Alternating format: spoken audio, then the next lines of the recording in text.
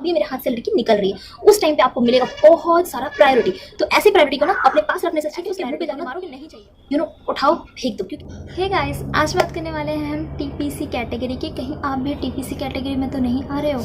अगर आ रहे हो तो आपकी ज़िंदगी हेल बन के रह जाएगी, पछताओगे बाद में। तो इससे अच्छा है कि आपको अभी पता कर लो कि कहीं आप भी किसी के टीपीसी कैटेगरी में जाके तो नहीं बैठ गए हो। तो अब सोच रहे हो कि आपकी टीपीसी कैटेगरी क्या है।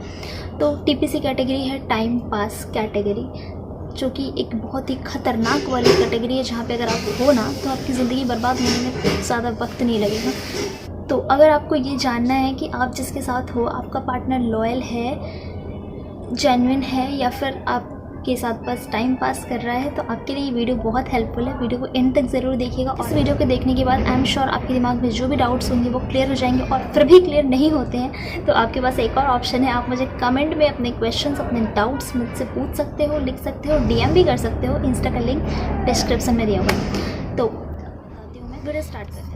सो अगर आपके साथ कोई इंसान टाइम पास कर रहा होगा तो उसमें आपको ये कुछ साइन ज़रूर नज़र आएंगे जो मैं आपको अभी बताने वाली हूँ। ध्यान से आपको हर पॉइंट को सुनना है, बिकॉज अगर आपने नहीं सुना तो आपको कन्फ्यूज़न में आपके रिलेशनशिप को प्रॉब्लम हो सकती है। तो प्लीज़ रिक्वेस्ट है, वीडियो को पूरा देखिए तभी किसी कंक्लूजन पे जाइए, बिकॉज आप यूँ ही थोड़ा बहुत सुनेंगे तो आपको कन्फ्यूज़न ही होगा। फर्स्ट पॉइंट, अगर आपका पार्टनर आपसी बातें सिर्फ तभी करता है जब उसकी कोई अपनी नीड्स होती है, मोस्ट प्रोबेबली फिज़िकल नीड्स, और तभी एक इंसान आपके पास आता है और आपसे बात करता है। आपको केयर, आपको प्यार तभी मिलता है उससे जब उसकी कोई नीड हो।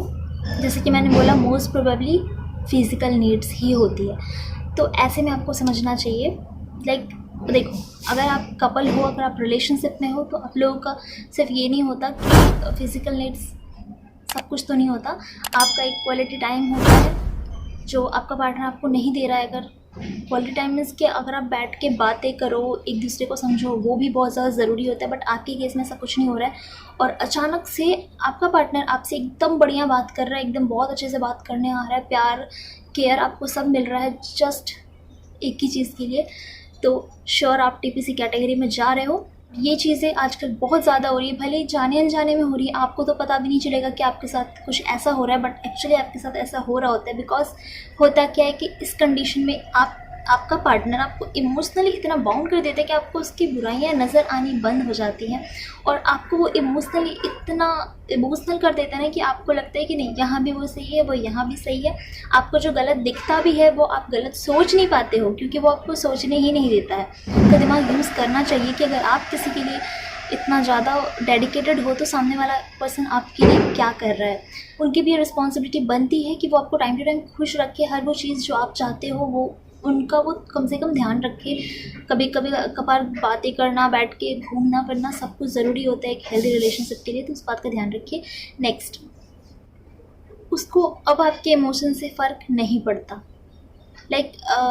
आपके प्रॉब्लम्स जब आप उनको शेयर करने जाते हो, कि आप तो अपना समझ के उनको अपना प्रॉब्लम बताने जाते हो कि मेरे साथ ये हो रहा है, मेरे साथ ये हो रहा है, बट आपका पार्टनर उसको बिना सुने इग्नोर कर देता है, या फिर अगर सुनता भी है तो ओ ओके ऐसा है, इस टाइप का अगर आपको रिप्लाई मिल रहा है तो फिर आपको समझ में आना चाहिए कि वो पार्ट आप भी टीपीसी कैटेगरी में ही हो।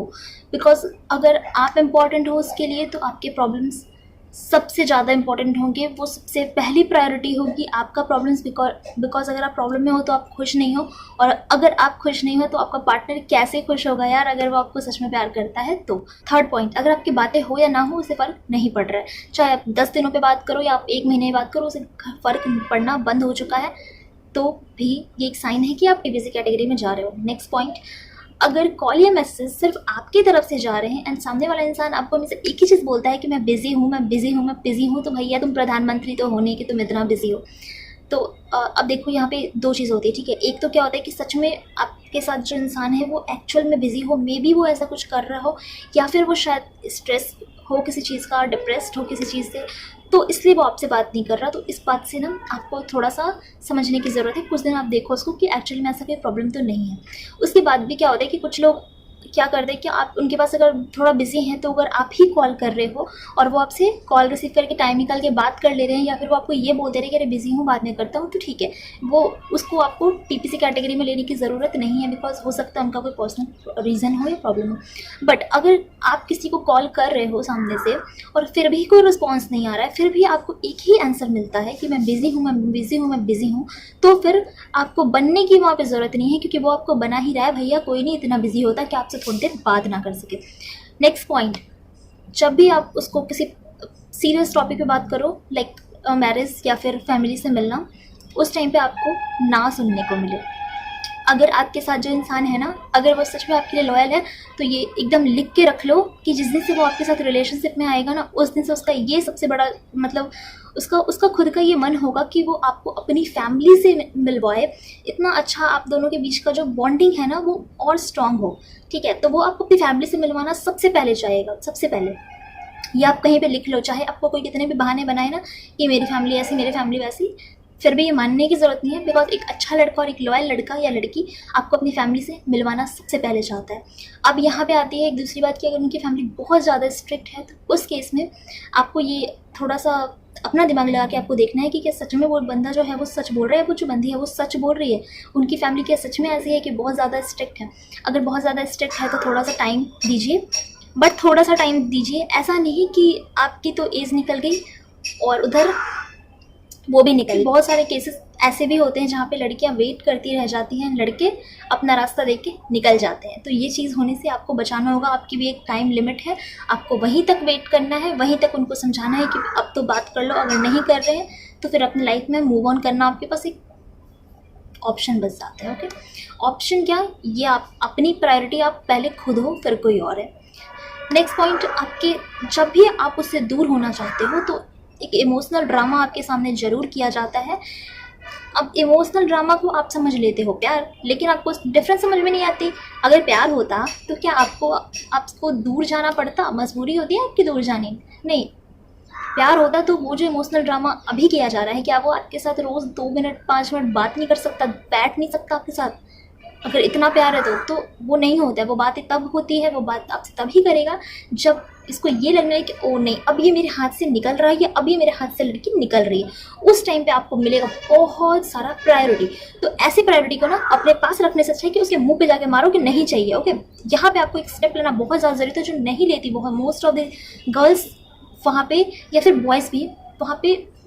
क्या होता है ना कि उनका दिमाग क्या हो जाता है पता नहीं, लेकिन सामने वाला आपको इमोशनल करता है, आप उनकी बातों में आ जाते हो। ये सबसे बड़ा गलती है यार। आपको पहले भी देखना है कि मेरे साथ पहले क्या हो रहा है। चलो एक बार मौका दिया, 2 बार 3 बार 4 बार, बार बार भी मौका देते हैं लोग, तो वो वाली चीज़ आपको समझने की जरूरत है। ऐसी प्रायोरिटी को ना उठाओ, फेंक दो, क्योंकि थोड़े टाइम के लिए रख के आपको कुछ मिलने वाला है नहीं। ओके, अब आप पूछोगे कि चलो ठीक है, टीपीसी कैटेगरी में हम हैं, हमें ये पता चल गया, बट हम इससे निकले कैसे? आपको इससे निकलने के लिए एक ही चीज़ से रियलाइज़ कराना है कि तुम्हारे ना होने के बाद मेरी ज़िंदगी पे फुल स्टॉप नहीं लगने वाला। आगे भी मेरी दुनिया है, आगे और भी लोग हैं, तो तुम्हारी मुझे इतनी भी ज़्यादा ज़रूरत नहीं है कि मैं तुमसे इतना इमोशनली अटैच्ड रहूँ। और बाकी इस पर मैं फुल वीडियो बनाऊंगी, बट ये वीडियो बहुत ज़्यादा लंबी हो गई है, तो अब मैं जा रही हूँ। मिलती हूँ आपसे अपने नेक्स्ट वीडियो में। नेक्स्ट वीडियो इस टॉपिक पे होगी कि आपको इसे कैसे डील करना है और ऐसे लोगों से आपको बचना कैसे है। ओके, तो मेरे चैनल को सब्सक्राइब नहीं किया तो प्लीज़ सब्सक्राइब कर लीजिए, वीडियो को लाइक ज़रूर कर देकर थोड़ा भी हेल्प मिला होगा। तो मिलती हूँ फिर, बाय, टेक केयर।